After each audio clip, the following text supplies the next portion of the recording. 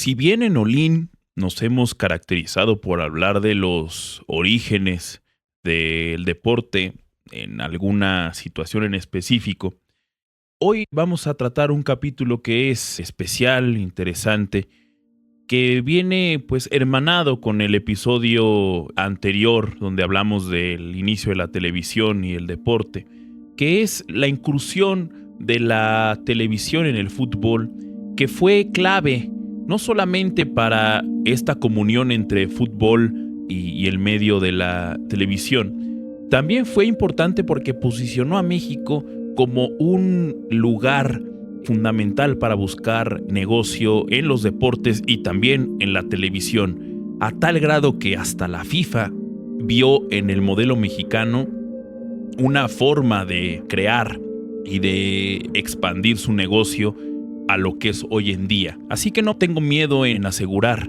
que la FIFA y que México especialmente ha sido un punto fundamental para que la FIFA pueda llegar a lo que es hoy en día, por lo que vamos a platicar en este episodio de Olin.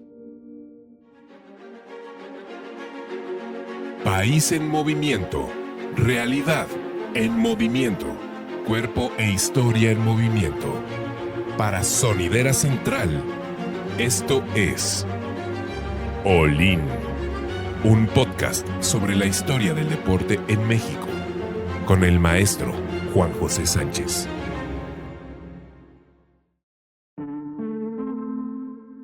Cuando Emilio Azcárraga recibe la oportunidad por parte de su padre Azcárraga Vidaurreta de hacerse cargo del negocio del fútbol y buscar la manera de ejecutar este negocio, Azcárraga, como hemos dicho, pues había mandado a algunos amigos suyos, que pues para su papá eran otros juniors sin nada que hacer, los habían mandado a Europa para que te pusieran a investigar cómo funcionaba la cuestión del deporte y del fútbol específicamente y las transmisiones. Fueron a Alemania, fueron a Inglaterra y fueron a España. En Alemania lo que se encontraron fue, pues no había como tal transmisiones de televisión, no era algo que realmente importara. Había algunos registros de, por ejemplo, el partido final de la Copa del Mundo del 54 que se había pasado en Alemania, en el cine, y que había tenido un éxito sensacional, ¿no? A tal grado que el partido estuvo en carteleras durante más de 4 o 5 meses, ¿no? Repitiéndose el partido una y otra vez, y la gente seguía yendo a ver el famoso milagro de Berna. Pero no se tenía la idea de una cuestión organizada, ¿no? Todavía no existía la Bundesliga, iba a tardar hasta 1963 en existir la Bundesliga, entonces no había como tal esto. Sin embargo, en Alemania se había dado la primera gran experiencia de deporte en medios audiovisuales, con la filmación casi en su totalidad de los Juegos Olímpicos de 1936 celebrados en Berlín. Prácticamente los cineastas de Adolf Hitler tenían todos los eventos, todo filmado, todo realizado para hacer uno de los grandes hitos en la historia de la cinematografía deportiva, que fue la película de los Juegos Olímpicos de 1936. Para muchos, el mejor filme en la historia de los Juegos Olímpicos, un filme extraordinario, muy bien pensado, sobre todo trabajado, y que bueno, hay que reconocer que a pesar de su grandeza y a pesar de su calidad estética, pues sí era un filme para resaltar la raza aria por encima de todas las otras razas del mundo, como era pues la consigna que recibió el cineasta por parte de Adolf Hitler. Sobre todo lo que más les importaba era cuestiones de producción, de uso de cámaras, etcétera, para poder pues resaltar la parte técnica de la televisión. Pero cuando van este grupo de personas a Inglaterra, a España, pero sobre todo a Inglaterra, se dan cuenta que había una pugna muy grande entre la televisión y el fútbol. Los directivos de la Football Association, que era la encargada de la organización de los eventos de fútbol en Inglaterra, estaba muy preocupada porque si la televisión entraba en Inglaterra para los partidos, pues la gente iba a dejar de ir a los estadios, que pues era el ingreso principal que tenían los equipos. Y pues había una preocupación tan grande que la propia liga inglesa determinó que no se podían transmitir los juegos en vivo y en directo en las zonas donde estuviera el estadio, ¿no? Se iban a grabar los partidos y se iban a pasar ya sea diferidos o se iban a pasar hasta otro día. De hecho, todavía hasta el nacimiento de la Premier League en 1992 seguía existiendo este bloqueo en el cual no podían pasar partidos de la primera división inglesa en la televisión de manera directa, ¿no? Hasta tiempo después que ya se empezaron a pasar, pero por sistemas de paga. Hoy en día, todavía la Premier League es solamente exclusiva de programas de pago por evento, inclusive, o de sistemas de televisión restringida. Dyson was evidently enjoying himself on the right. He passed to Jones. A goal.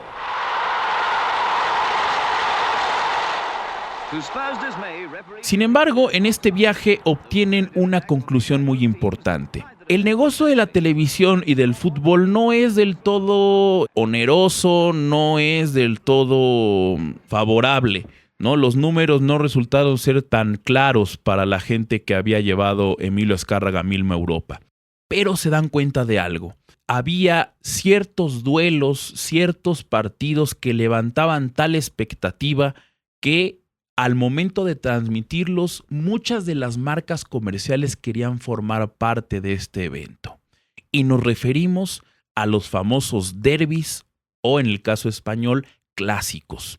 Rivalidades de zona, rivalidades entre los equipos más importantes de ciertas zonas y que causaban tal expectativa que una transmisión en televisión podía representar en cuestión de patrocinios el ingreso que le costaría quizás un 50 o 60% del total de transmitir muchos de los juegos de una temporada. Entonces, eso fue una cuestión que le interesó a Emilio Azcárraga, la transmisión de estos juegos. Sin embargo, cuando estos personajes regresan a México y Emilio Azcárraga pues empieza a consultar a expertos en fútbol, en la parte más de cancha, sobre todo consulta a Fernando Marcos, quien era un todólogo del fútbol, había sido jugador, árbitro, entrenador, narrador de partidos y demás. Empieza a preguntarle a todas estas personas que eran pues expertas en el fútbol, ¿cuál podía ser un enfrentamiento con este tinte de enfrentamiento pasional, ¿no? Clásico, derbi, etc. Y para sorpresa de Azcárraga, todos contestaron que en México no existía un juego así. Los juegos de gran rivalidad se habían dado contra los equipos españoles, el España y el Asturias, sobre todo por equipos como el Necaxa o el Atlante, quienes eran los más populares de los equipos entre comillas mexicanos, y era como la rivalidad con los externos, con los españoles. Sin embargo, los equipos españoles se habían desaparecido de la Liga Mayor en 1950, y pues esto dejó sin una rivalidad clara en el fútbol mexicano. La otra gran rivalidad era entre el Atlante y el Necaxa, que eran dos equipos capitalinos, dos equipos que tenían un grupo de seguidores de distinta clase social. El Atlante mucho más identificado con las clases populares, de todo tipo, ¿no? Yeseros, albañiles, jornaleros, trabajadores, etc. Y por otro lado estaba el Necaxa, más posicionado entre las clases medias y las élites de la capital, personas de oficina, trabajadores del Estado. Pues eso no quiere decir que no hubiera personas oficinistas que apoyaran al Atlante, ¿no? Que apoyaran al otro equipo, pero digamos que el grueso de estos aficionados estaban en esos grupos sociales. Sin embargo, en 1943 el Necaxa había desaparecido. El gran grueso de personas que apoyaban al Necaxa se habían quedado sin equipo o se habían volcado a otros equipos como el propio Atlante o habían apoyado a los equipos de la colonia española hasta que estos desaparecen. Y esta rivalidad o estas rivalidades pues se habían quedado en el olvido. Otro detalle importante fue que para el momento, es decir, finales de la década de los 50, los equipos de provincia ya se habían posicionado como la fuerza más importante de fútbol en el país. Para ese momento, desde que se abrió la puerta de la Liga de Primera División a los equipos del interior de la República en 1940, de 1943 hasta 1957-58, que es donde nos posicionamos en la historia, solamente el Atlante en 2 ocasiones, el España una vez y el Asturias una vez habían sido campeones. Todos los demás equipos eran de provincia los campeones, resaltando el Club León y por supuesto el Club Guadalajara, que eran pues los más importantes, ¿no?, en la cuestión del fútbol en ese momento. Y pues bueno, Azcárraga dice entonces, ¿cómo podemos hacer para que esto resulte ser un buen negocio? La pelota, buen nuevo centro, frente al área, la pelota se va hacia adentro. El balón se va hacia adentro. Segundo gol de la América. Cuando se sienta con su grupo de expertos o de consejeros y demás, entiende que la única forma en que esto realmente pueda funcionar es involucrándose directamente en el negocio del fútbol, a través de 2 cosas fundamentales. La primera, tener un equipo de fútbol, y teniendo un equipo de fútbol iba a lograr entrar dentro de la Federación Mexicana de Fútbol y con ello tener una influencia directa con las decisiones que se tomaran dentro de la federación y que lo podían favorecer a él en su negocio. Por eso era tan importante comprar a un equipo, tener un equipo y pues meterlo a jugar en la liga. ¿Para qué? Para que pudiera tener cierto nivel de influencia en la federación y que si había algún interés a ir más allá, pudiera el propio Azcárraga mover sus hilos dentro de la federación para que obtuviera permisos y demás.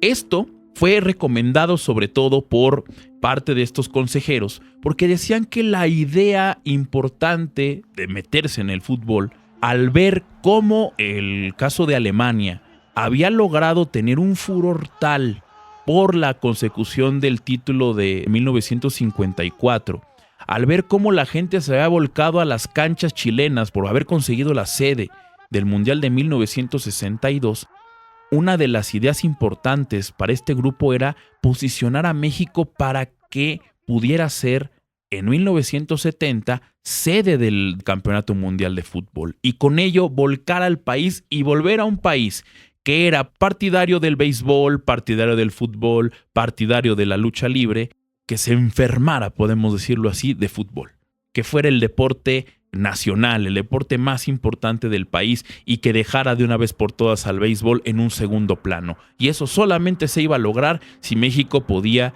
conseguir la sede del Mundial. Para esto, evidentemente necesitaba el apoyo de la federación y para ello tenía que entrar en la federación. Hablando estrictamente de las necesidades que tenía como negocio, se necesitaba crear un juego clásico que permitiera que la gente se posicionara en ese evento y que le diera un respaldo tal que permitiera que las propias marcas publicitarias se quisieran anunciar en ese partido. Preguntando a la gente que sabía de fútbol, Azcárraga dice, bueno, pues vamos a elegir un equipo para que lo podamos comprar, podamos invertir en él y entrar en el negocio de lleno. Y preguntó a Azcárraga qué equipo podría comprar. Y le dijeron, pues mira, Azcárraga, nosotros recomendamos que sea al Guadalajara, puedes comprar al Atlante, son equipos con arrastre popular, que son equipos que tienen ya pues una serie de seguidores importantes. En el caso del Guadalajara, pues es el más ganador del momento, es el equipo más popular, más importante. Entonces tú perfectamente podrías comprar esto, ¿no? Azcárraga dice, de entrada el Guadalajara no lo voy a comprar por 2 cosas. La primera es de provincia, yo quiero que el club que voy a comprar sea de la capital. Y segundo, por lo que me comentan, el Guadalajara pues es un grupo de mexicanos muy identificados con los migrantes de la provincia a la capital, con las clases populares, y en realidad no es mi estilo un club tan popular, tan de las clases bajas, no es el perfil que yo busco para un club. Dicen, bueno, pues entonces la otra opción es el Atlante, ¿no? El Atlante también es un club con mucho arrastre, es un club de la capital. pero es lo mismo. Les dijo Emilio Azcárraga, pues es exactamente lo mismo, nada más que jugando en la Ciudad de México, ¿no? Pero pues el Atlante y el Guadalajara, su grueso de aficionados son aficionados del pueblo, ¿no? Aficionados de escasos recursos. Y eso no me va a ayudar a posicionar a un equipo en el gusto del público. Además, se puede perder cierta esencia.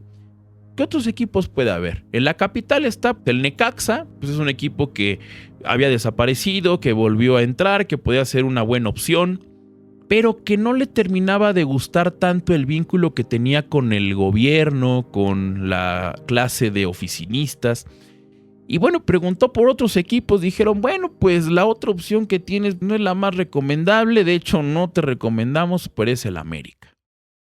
Bueno, pues denme noticias del América. Pues el América fue un equipo que surgió de las clases altas, de jovencitos de clase media alta, de la capital mexicana, un club aristócrata que tuvo muy buenos años en los 20, pero que había venido a menos a tal grado que para el momento que Azcárraga estaba preguntando, recién se había en el torneo anterior salvado del descenso por 2 puntos, ¿no? A nada estuvo de irse a segunda división.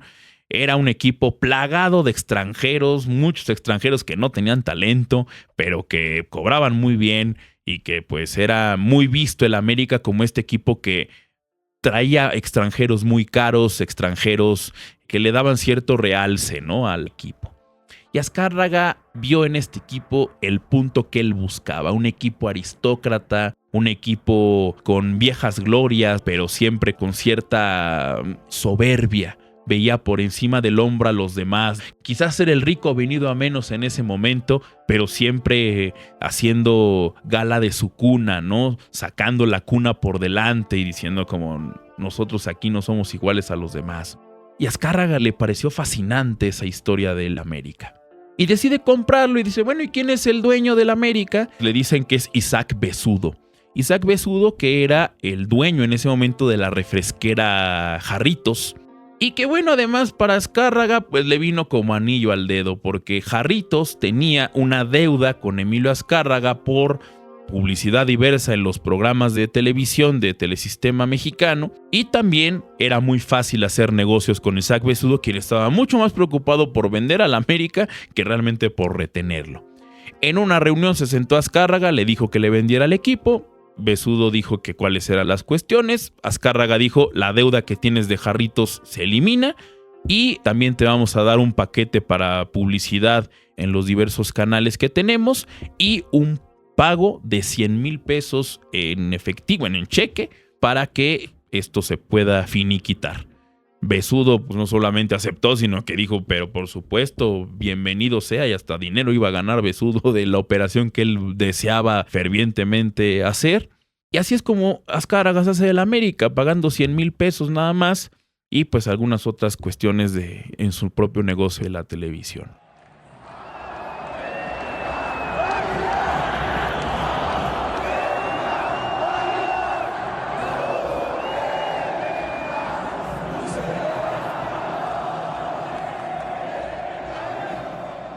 Azcárraga se hace del América y dice al momento, como después será su costumbre, tráiganme al mejor entrenador de fútbol. ¿Quién es el mejor entrenador de fútbol? Pues un señor que se llama Nacho Treyes. Tráiganlo para que sea el director técnico del América. Díganme, ¿quién es el mejor directivo del fútbol mexicano? No, pues es un señor llamado Guillermo Cañedo. ¿Y ese dónde está ese tal Cañedo? No, pues era un vendedor de llantas de Guadalajara que se metió a través de la venta de llantas con algunas personas importantes y consiguió que tuviera una cercanía con la gente del ingenio azucarero de Zacatepec, y ahorita es el presidente de Zacatepec, pero es un tipo que le gusta mucho el fútbol y además tiene una visión extraordinaria para el fútbol como negocio. Pues tráiganmelo. Y es una anécdota muy chistosa, van por Cañedo a Zacatepec los enviados de Azcárraga y le dicen, oiga señor Cañedo, dice el señor Azcárraga que lo quiere ver el lunes en su oficina. Y pues ¿qué se me perdió? Dijo Cañedo, no, pues yo qué voy a andar haciendo en Televisa, no, o en Telesistema en esa época, no, yo estoy muy bien aquí en Zacatepec. Bueno, pero pues tenga a bien poder ir con el señor Azcárraga mismo, ¿no?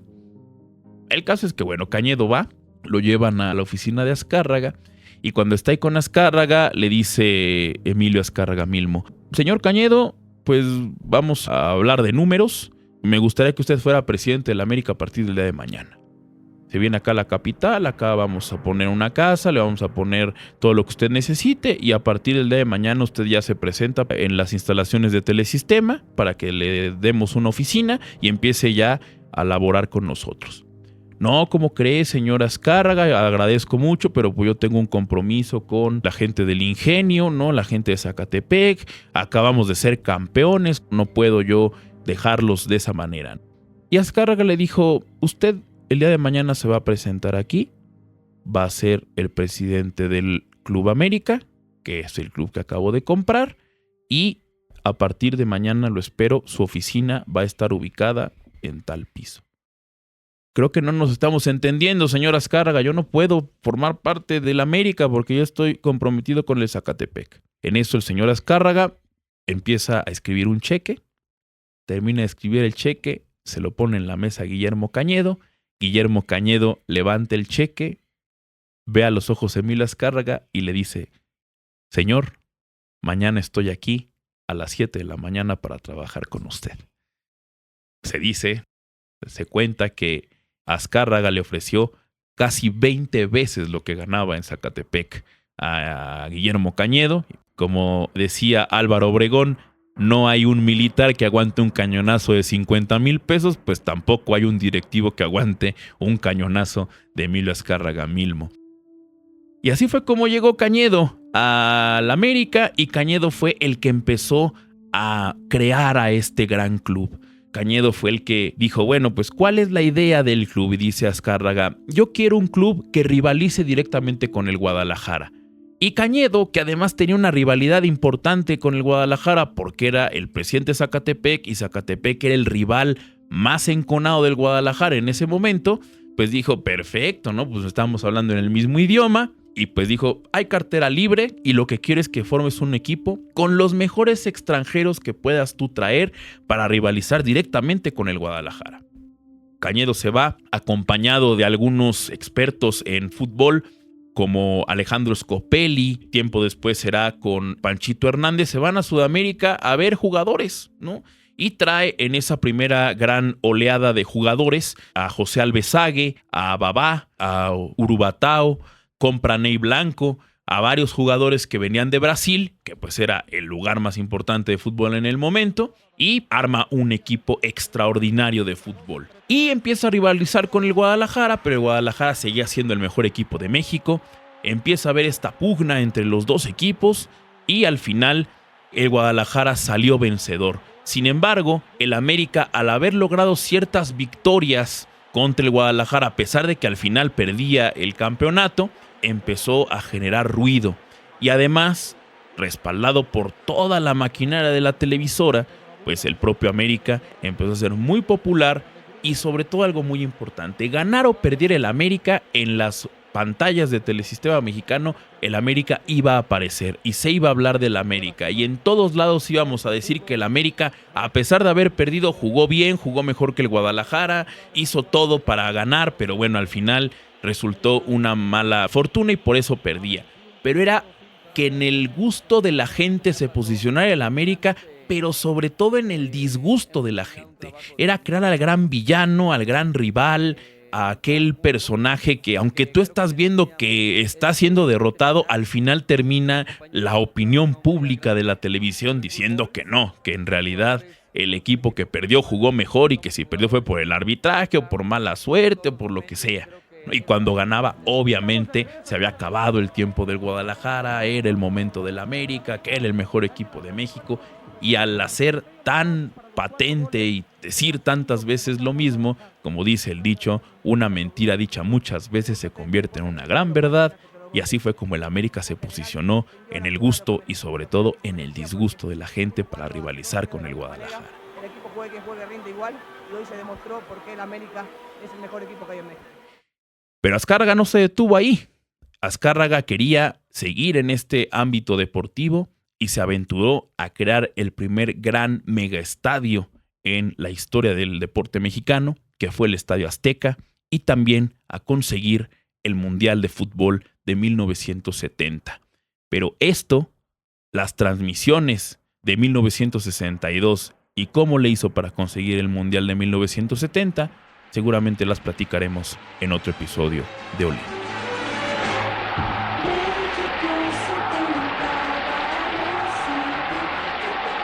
En primer lugar, todavía estamos tratando de entender qué significa la imagen.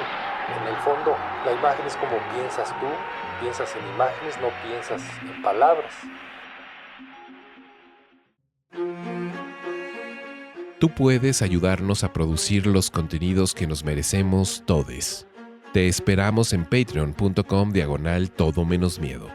Y puedes donar parte de tus impuestos para apoyar proyectos culturales y sociales como este.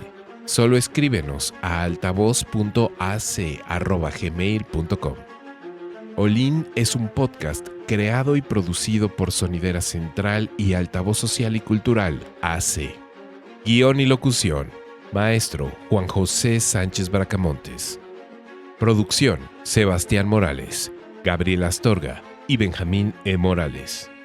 Producción ejecutiva: Cecilia Pérez, Manuel Gil Antón, Dava para Más, Elena CDMX, Margarita Moreno, Marcovian y Vuelo de Grulla.